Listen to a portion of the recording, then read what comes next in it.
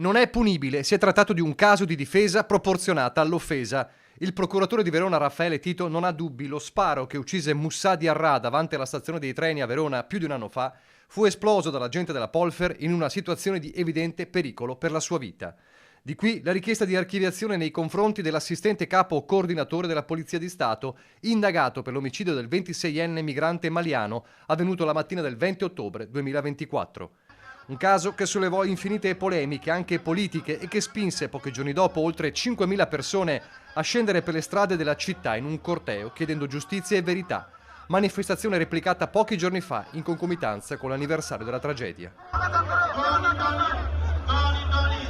Dagli accertamenti degli inquirenti è emerso con evidenza che Diarra, che teneva nella mano destra un coltello da cucina con una lama seghettata di 11 cm, si era lanciato contro il poliziotto a una distanza molto ravvicinata.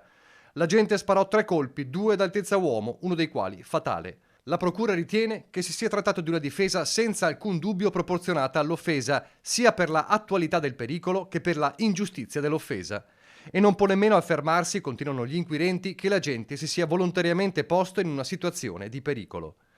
Resta inalterato per noi, conclude il procuratore Tito, il senso di dolore per la morte così drammatica di un giovane. Il perché infine egli abbia quel giorno tenuto quel comportamento così aggressivo non è nemmeno oggi stato del tutto chiarito.